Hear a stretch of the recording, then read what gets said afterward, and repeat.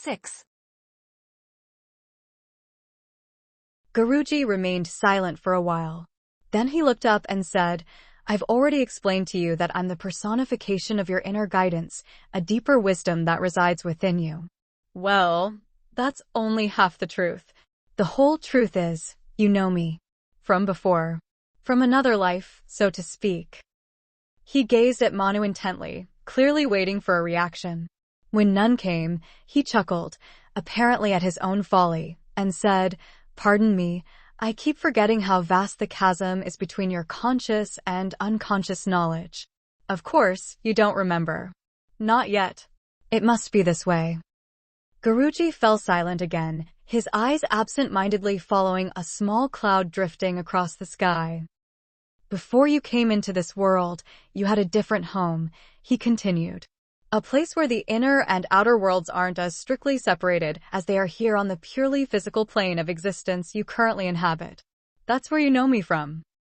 Suddenly, Guruji rummaged through his pocket and pulled out a silver-trimmed fountain pen, which he handed to Manu. The pen bore a butterfly emblem. Here, accept this gift as a symbolic initiation for the marvelous journey that lies ahead and that has now begun. Manu frowned. Thanks, it's a nice pen. But what am I supposed to do with it?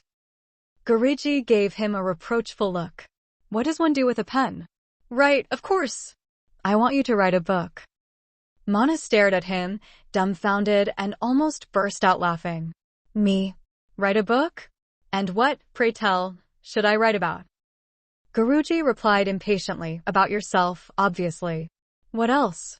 About you and the journey that lies ahead. I already told you, you're on the verge of fulfilling your true purpose. And what could be more fascinating than the story of someone discovering their true destiny? It's blockbuster material. Manu wanted to argue that his life was anything but blockbuster material, but Guruji, who seemed to have a knack for reading Manu's thoughts, waved him off energetically.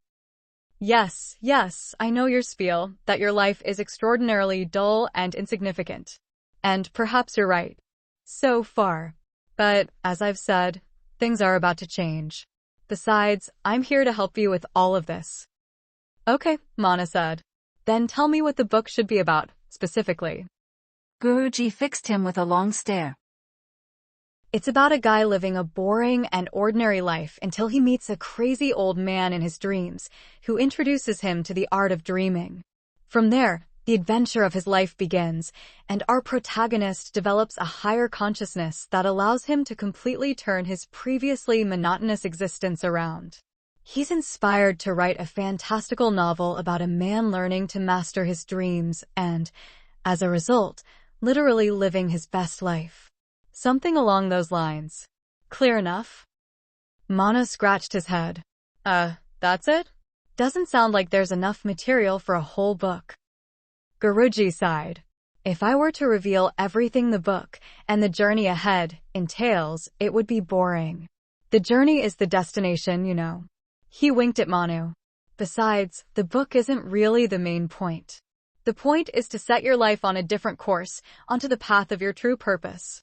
And bear in mind, my ignorant young friend, that there's so much about yourself that you don't know. Not yet. Now it was Manu's turn to fall into deep, contemplative silence. After a while, he spoke. And what happens now? Now. Guruji looked at him intently. Now, you wake up.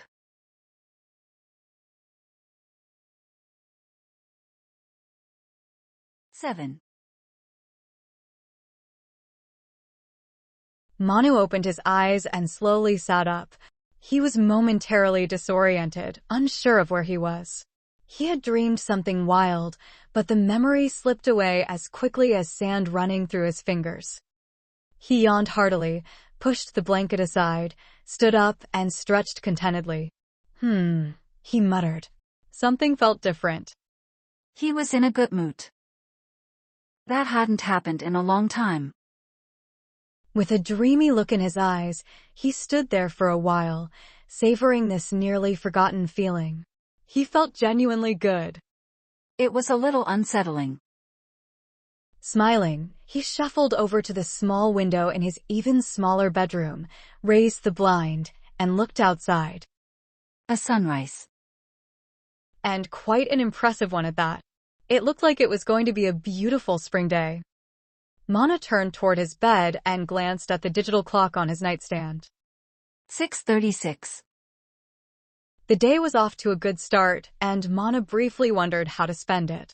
It would be a shame to waste his unexpected optimism by sitting idly at home. Ever since he'd been signed off work due to moderate depression, that had happened far too often, the sitting at home part, not the optimism. Tranquilo. Shower first, he decided. He switched on the radio, headed to the bathroom, peeled off his pajamas, and stepped into the shower. The comfortably warm water felt wonderful on his skin. Humming cheerfully to himself, he lathered up and his thoughts began circling back to what he had dreamed last night. Damn, what was it? Something about yummy, yummy, yummy, I got love in my tummy, the tinny radio sang.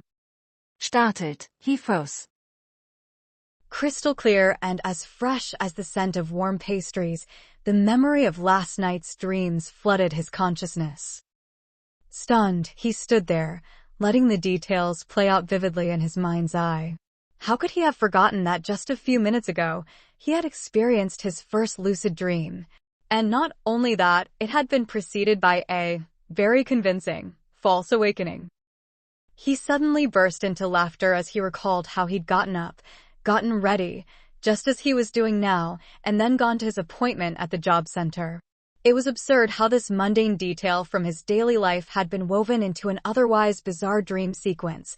The conversation with Frau Peterson had actually taken place about 3 months ago. Unbelievable. Then, out of nowhere, a dreadful thought crept into his mind, and his amusement turned to unease. How could he be sure he wasn't still dreaming? What if this was just another hyperrealistic continuation dream and he hadn't truly woken up? A wave of panic overtook him. I need to talk to someone. Someone who knows about this stuff. And I need to do it immediately, he thought frantically. His psychiatrist came to mind, and he decided on the spot to visit the doctor's open consultation hour, which was held daily from 8 to 9 a.m. But would that even help? If this was all just another dream, then it would get him nowhere. On the other hand, maybe he really was developing a serious psychological disorder. And besides, when he thought about it, he couldn't come up with a better plan anyway. At 8:03 a.m., Mana stood in front of the tall, elegant stucco building housing the group practice of Dr. Berg. He pushed through the wide glass entrance doors and climbed the stairs to the first floor. Once there, he rang the bell next to the plaque that read Specialist Practice for Psychiatry and Psychotherapy, Dr. Berg and Dr. Stegman. A loud buzzing sound followed, and he turned the handle to step inside. The practice was bright and welcoming, bathed in sunlight streaming through large glass skylights. Mana liked coming here, though it had taken him a long time to muster the courage to seek medical help. For much of his illness, he hadn't even realized what was wrong with him or how to interpret his symptoms. It was his mother who had eventually urged him to get professional help, unable to watch him retreat further into himself and live a shadow of a life. Once he finally started treatment, the odyssey of finding the right medication began. His first prescription caused significant weight gain due to increased appetite and left him unpleasantly sedated. After a few months, he was switched to another medication, which helped him lose the weight but caused restless agitation and sleep disturbances. Neither medication had alleviated his depressive symptoms in any meaningful way. For the past 3 weeks, he had been on a new antidepressant that, according to Dr. Berg, boasted a high success rate in treating moderate to severe depression with minimal side effects. So far, Mana hadn't noticed any improvements. He could only hope this wasn't yet another disappointment. Manu approached the long reception desk in the entrance area, where 2 medical assistants sat behind computer screens, both on the phone. He caught a snippet of one conversation. Yes, that's completely normal. Anorgasmia is one of the side effects of this medication. There was a brief pause before she continued. Yes, I'm sorry, but there's nothing we can do about that. Feel free to stop by during the open consultation hours this week to discuss possible alternatives with the doctor. Another pause. Yes, of course. Goodbye. She hung up, turned to her screen, and began typing busily. After hitting the enter key, she looked up at Mana with a friendly smile. Good morning. How can I help you? Good morning, Mana replied. I'm here for Dr. Berg's open consultation hours. Of course. I'll just need your health insurance card.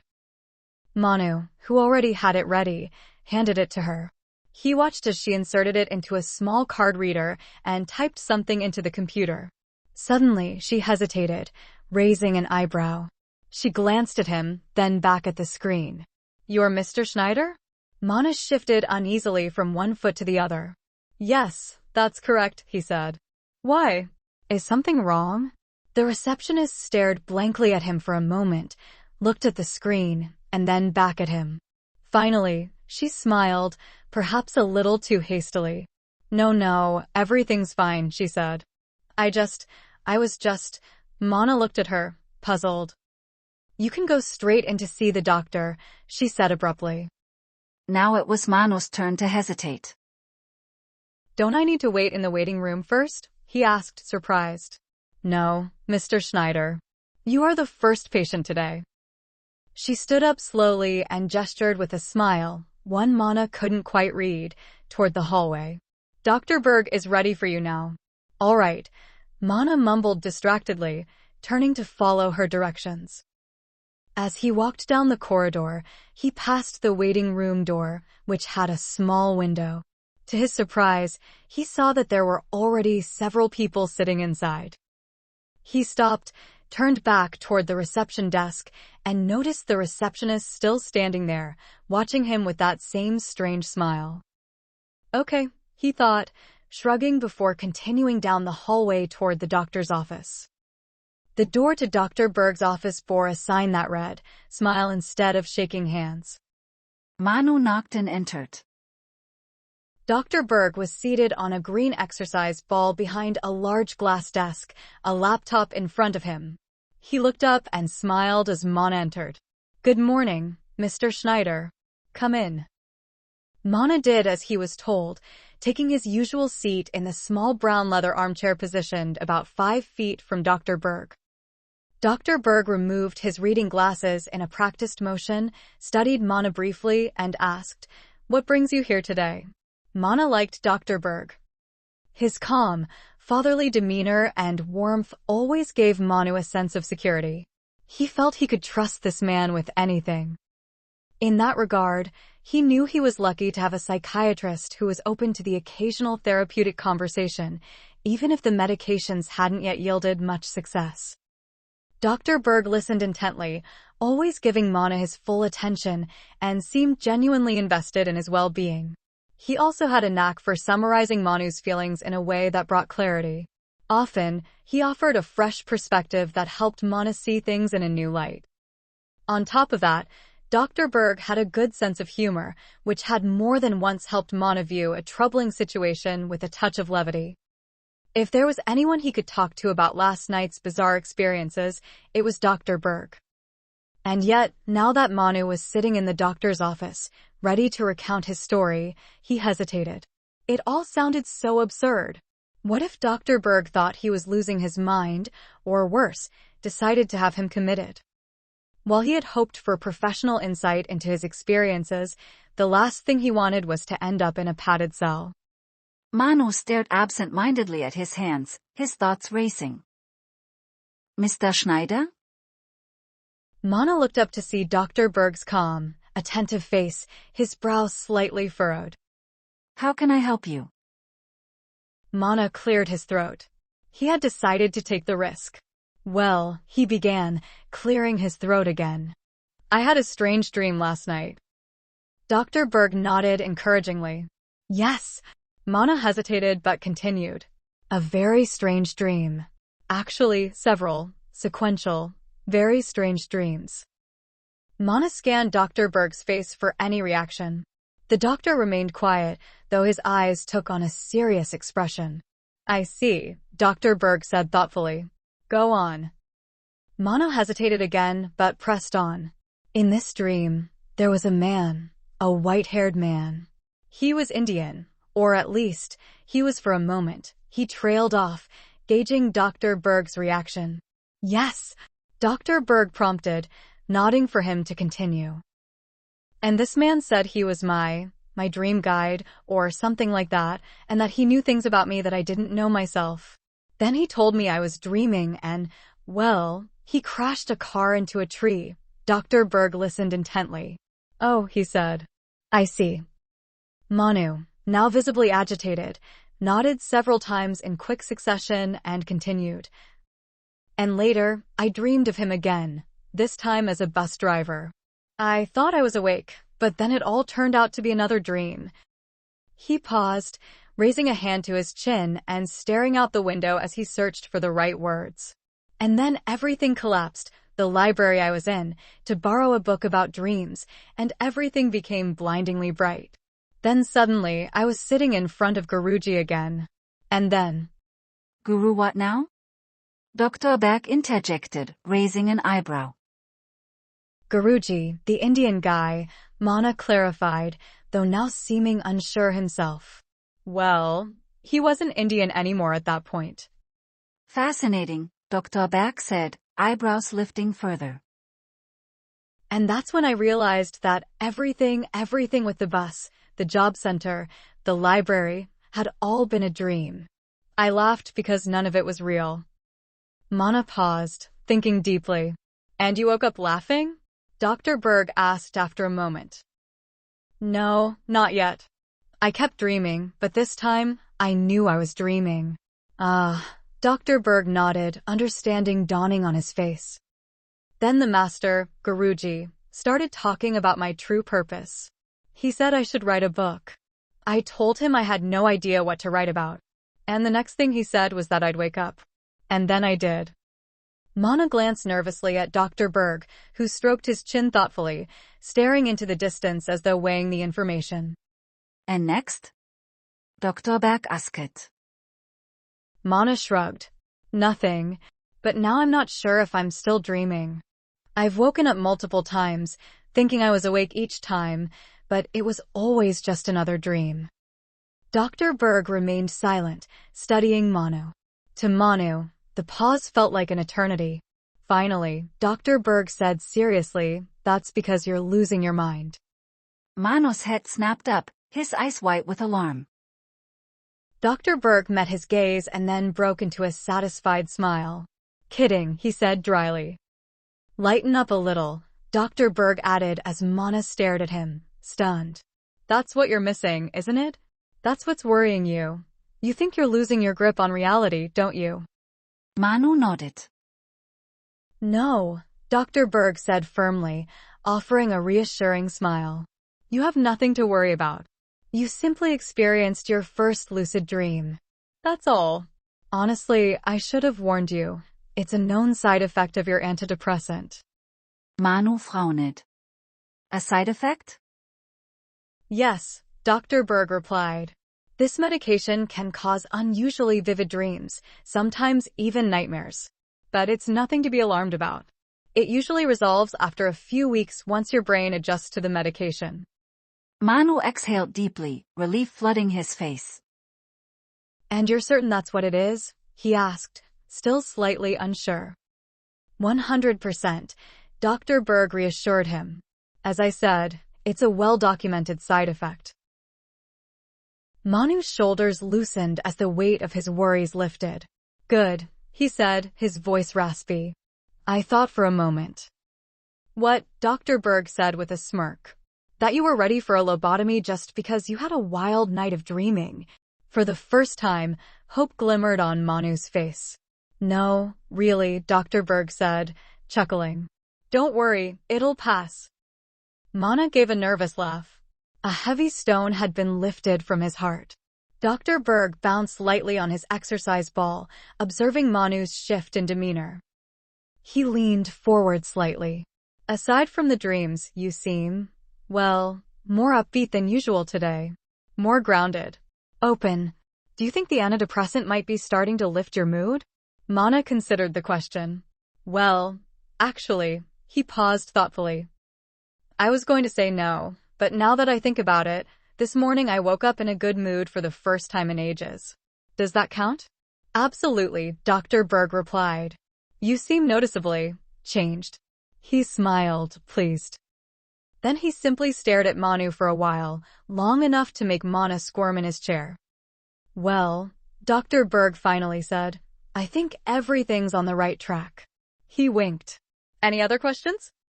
Mana scratched his head, thinking. I don't think so. No. You've been very helpful today. Thank you.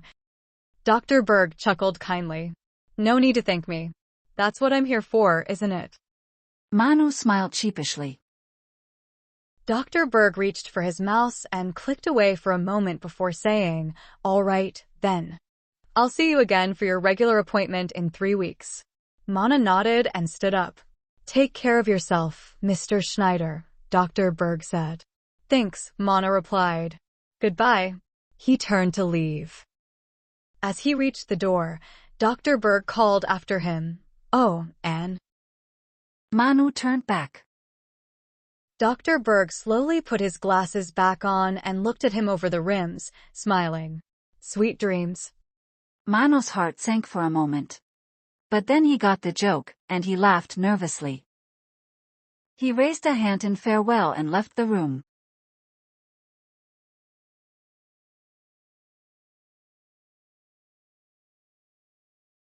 Eight. Dr. Berg rocked absent-mindedly on his exercise ball for a while. Then he stood up and walked over to the window, where he stood motionless, gazing outside for a long time. Well, that went exceptionally well, he murmured to himself. He observed the birch trees lining the avenue that stretched along the practice. Their delicate green leaves were beginning to bud. Dr. Berg smiled reverently. What a blessed morning, he whispered to himself. The Lord works in mysterious ways, and his journey has only just begun. Then he chuckled softly, pivoted abruptly on his heel, and strolled past the small leather armchair where Mana had been sitting just moments earlier, to a heavy oak dresser on the opposite wall. He opened one of the upper drawers and pulled out a slim, silver-blue brochure. On its cover was an elegant, white, curving title, Reserben. The future is now. Beneath the title, an image depicted a hill with a narrow footpath winding its way upward toward a magnificent sunrise on the horizon. On the path stood a lone figure, arms outstretched toward the dawn. Dr. Berg opened the brochure and began to read the first page of the product description. Who are you? Where do you come from? And, more importantly, where are you going? So many questions. The journey of life is a wondrous adventure, full of unsolved mysteries and endless marvels. But does this reflect your current experience? Aren't you living far below your true potential, your real possibilities? Do you lack the energy for even the simplest of daily tasks, let alone the expanded perspective that brings lasting fulfillment? Be honest. Few people are. We have the answer. Reserben is a groundbreaking medical preparation developed using ancient indigenous healing knowledge and the latest advances in AI-assisted biochemical research.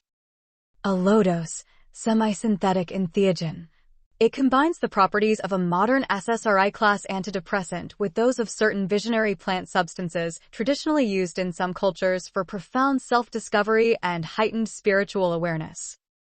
Reserben, the revolutionary smart drug, awakens your dormant human potential and restores your place at the center of a wondrous and deeply connected cosmos. Reset your brain. See the world through new eyes. Unlock your untapped mental abilities. We at Transit Incorporated are on your site. We at Transit Incorporated are creating the new human and ushering humanity into a new species, a new era. We at Transit Inc. believe in you. Now believe in us and start your new life today with Reserben. Transit Incorporated assumes no liability for any damages resulting from improper use. Please consult the package insert. Dr. Berg shook his head slowly, his mouth curving into a wry smile. A bit too over the top for his taste.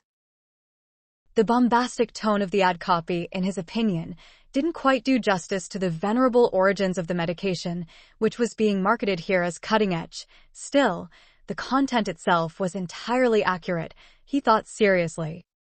And that was undoubtedly one of the reasons he had been recruited by Transit Incorporated. Besides his professional qualifications, his understanding of the gravity of the situation. For all the disagreements about the best methods to achieve the stated goal, he remained steadfast in his belief in the mission. Future will be bright. Dr. Berg closed the brochure and turned it over in his hands a few times until his gaze lingered once again on the image on the cover. Future will be bright. He walked back to the window and looked out. He took a deep breath. But first, we must wake him up.